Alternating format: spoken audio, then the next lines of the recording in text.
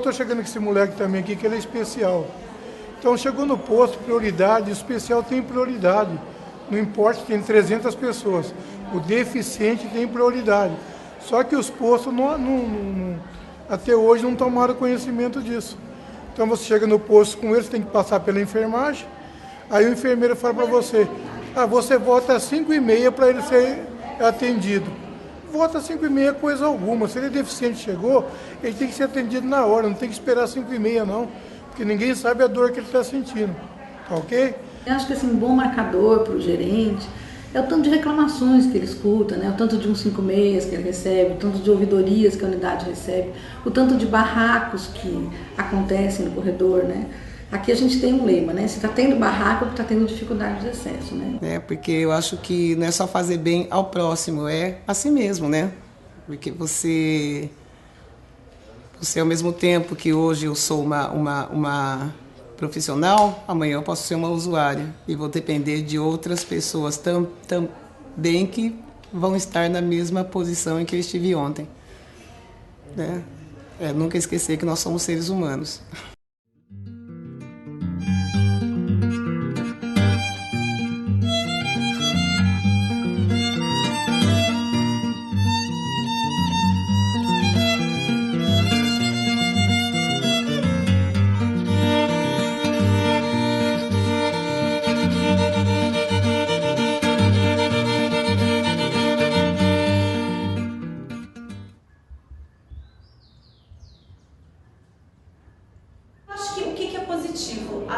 O centro de saúde, ele é às vezes a única porta aberta que esse paciente tem. Então ele chega, de alguma maneira ele chega, mesmo que não tenha a ver com a saúde, ele traz essa demanda e aí fica a responsabilidade da unidade em tentar buscar parcerias mesmo, e aí que entra a importância de você conseguir trabalhar em rede, porque sozinho você não consegue, né?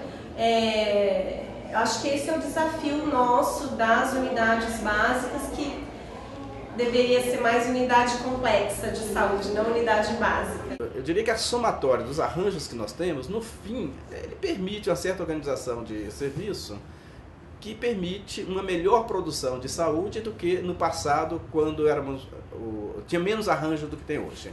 Gosto muito de alguns arranjos que me parecem bastante centrais. Gestão participativa, acho que ele é fundamental nesse processo de acolhimento.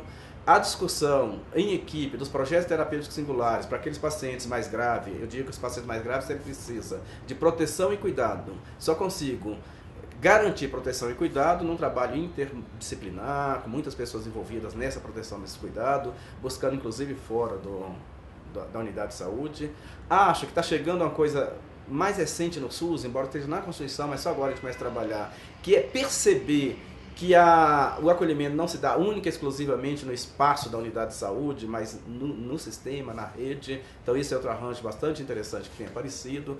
Acho que um arranjo que ainda precisa ser mais explorado é o do conselho local, ou seja, o usuário tem que ser mais protagônico nesse processo, tem ficado muito só na questão da fiscalização do que se faz e pouco na questão do planejamento mesmo, de dizer que atividades são essas, quais são as acolhedoras, quais não são, como é que a gente avalia, monitora. Então, mas tem que aprofundar, etc., mas é um arranjo bastante interessante.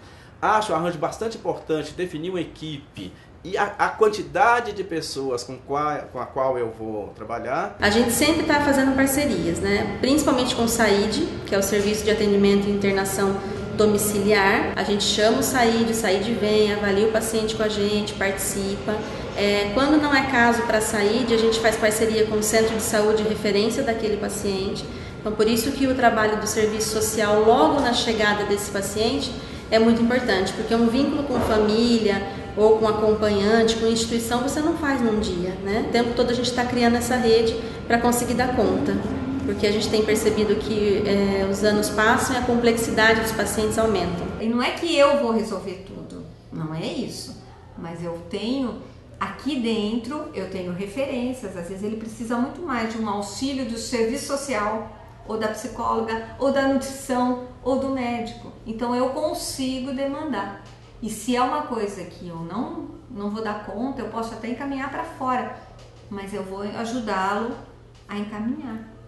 Se esse paciente não pôde ser atendido totalmente aqui, precisar ir para um nível, né, secundário, terciário, a gente faz esse encaminhamento, a gente entra em contato com o paciente, ou por telefone, ou o próprio agente comunitário vai e leva essa resposta que, olha, você precisa ser atendido lá na Unicamp ou no Mário Gatti, está aqui o dia da sua consulta, né? E depois a gente também tenta fazer esse feedback, o que aconteceu lá, como foi o atendimento, qual foi a proposta, né? E porque na maioria das vezes ele retorna e vem contar, né, o que foi, qual foi o tratamento indicado.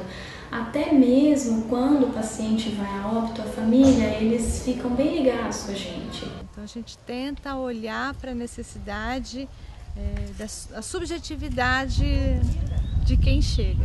A partir daí é que a gente vai montar toda a rede de assistência, se tem que focalizar mais a visita domiciliar ou se teria que focalizar a demanda de pensar nas oficinas de trabalho e geração de renda. Parte do sujeito. Quem é esse sujeito? A partir daí vai se construindo o trânsito, o caminho dele dentro ou dos nossos serviços, ou serviços que estão, e nosso serviço está na rede, então o que tem que ser acionado também da rede para poder compor toda a necessidade que ele traz para a gente. Com relação ao contexto geral, na minha unidade, o que me traz felicidade ali é o trabalho que eles têm para conosco, é a volta, eu tenho sempre resposta, não pessoal, mas uma resposta de comunidade. Então, para mim, a felicidade é ter respostas. Acho que estabelecer fluxos também é uma coisa que às vezes a gente peca por não deixar claro para quem está ali no balcão quais são os fluxos dentro da unidade, ou mesmo fora da unidade, aí ele acaba dando uma informação insuficiente para o paciente ou uma informação errada. Isso daí prejudica também, né, do meu ponto de vista. Então a gente procura trabalhar isso também, que nem sempre é fácil, porque os fluxos são variados, às vezes muda no meio do caminho, às vezes as informações não chegam a tempo, né? Por exemplo, quebra um aparelho de raio-x, a gente não é informado com a velocidade que precisaria para evitar que o paciente chegue lá e volte para trás, porque o aparelho está quebrado, tal, mas enfim.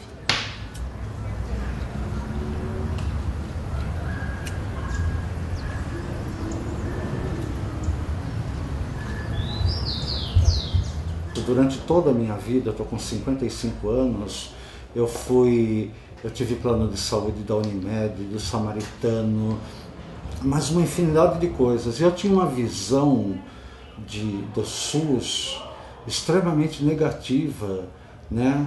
Por tudo que eu ouvia falar, pelas coisas que eu assistia pelos meios de comunicação, etc. e tal.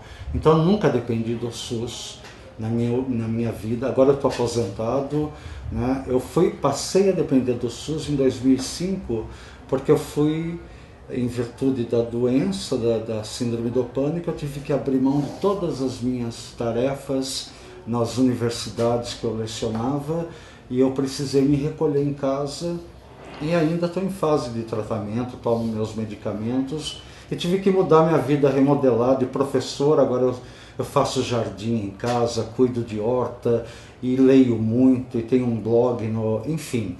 Eu cheguei muito mal em 2004, eu tive que pedir a conta, fiquei sem um tostão durante um ano, né? Eu sempre tive dinheiro na minha vida, sempre tive bons salários, aí eu caí de cama, sem medicamentos, sem nada. A minha irmã falava, sobe no posto e faça uma consulta. Eu falava, não, eu tenho medo de SUS, por tudo que eu vi, das histórias que eu sei. Não, você não me deixa doente aqui na cama, largado. Eu passei 2004 inteirinho, praticamente vegetando numa cama. Meu Deus, a hora que eu cheguei aqui, imediatamente eu fui recepcionado por um médico que era uma simpatia. E ele me colocou imediatamente me afastou pelo SUS. Foi notável tudo que eu descobri. Eu passei com o Dr. Rodrigo Abreu, um psicólogo. Eu fiz quase 1 ano e meio de terapia com ele. Depois teve um outro psiquiatra antes dele, aí veio o Dr. Marcelo, que é o psiquiatra o último, que infelizmente nós estamos sem psiquiatra agora. Aí tudo foi me causando surpresa, né? Mas também, por outro lado, o que me causava surpresa e estranheza, o problema da infraestrutura, que não consegue manter esses médicos altamente qualificados aqui. E eu fico assim triste. Ali eu procuro ajudar. Ontem eu colocava fichinha no balcão para ajudar as meninas lá, porque elas são totalmente saturadas de serviço. Eu sou o Dr. Walter fazendo receita o dia todo. Outro dia eu entrei no consultório dele mês passado, uma pilha assim. Eu falei, o que significa uma coisa dessa? Como é que um profissional da área médica vai ficar nesse campo da burocracia fazendo, e o paciente ali, ele vai atender o paciente ou vai tratar de fazer receita porque ele está sozinho aqui, é só ele que pode emitir essas receitas, enfim. Então o que é isso de repente essas unidades que têm profissionais espetaculares, por que de repente arranca toda a infraestrutura e nos deixa ver navios, e o povão que tem menos compreensão disso chega aqui brigando e vai se atracar com quem? Com as meninas que atendem no balcão, com as enfermeiras.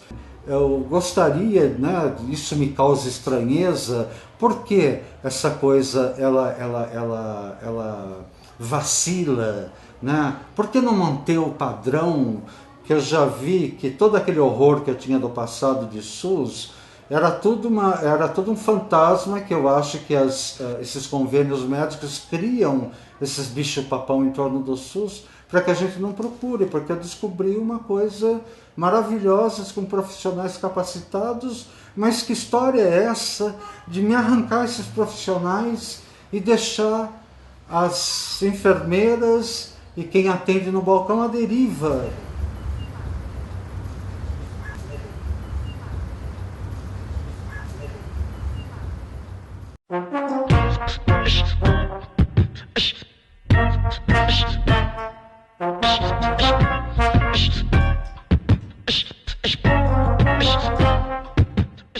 A partir do momento que eu entro na recepção e que eu recebo o primeiro paciente, eu sei que é o que eu gostaria, é o que eu quero fazer para o resto da minha vida. E eu já vejo que a recepção está de maneira adequada, está recebendo a minha pessoa de acordo com talvez a minha situação de procura para a unidade e o retorno. A gente até brinca que a gente faz tudo que ninguém sabe para onde vai, vem para o acolhimento. Seja isso ou seja uma palavra amiga do médico ou um medicamento, procuro tentar resolver o problema lá do paciente. É você ver que você conseguiu de alguma forma mudar alguma coisa na realidade daquela pessoa que você atendeu. Da humanização, que não é receber bem, não é tratar bem as pessoas, não é só isso. Né? Esse é um conceito, mas não é o principal, é você conseguir atender a pessoa naquilo que ela precisa.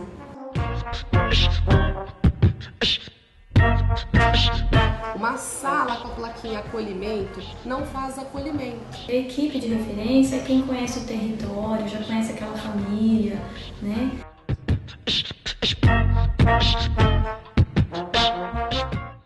Um outro desafio hoje também é mudar um pouquinho, ou fazer com que as pessoas percebam que a unidade básica de saúde, o centro de saúde, ele não é mais o postinho de antigamente que só fazia vacina e pré-natal. A gente entende acolhimento como um ato, não como uma agenda. O que é? O acolhimento é uma tecnologia. Você também... O que você faz? Você cria isso na clientela que você está atendendo. Colo. Acho que colo, né? Acho que conforto, abraço. Né? Acho que a minha equipe dá conta disso. Mostrar algum caminho que para ela estava impossível de perceber. Então, se você mostra um caminho, você consegue já dar uma luz, né? Já é uma coisa que me traz muita felicidade.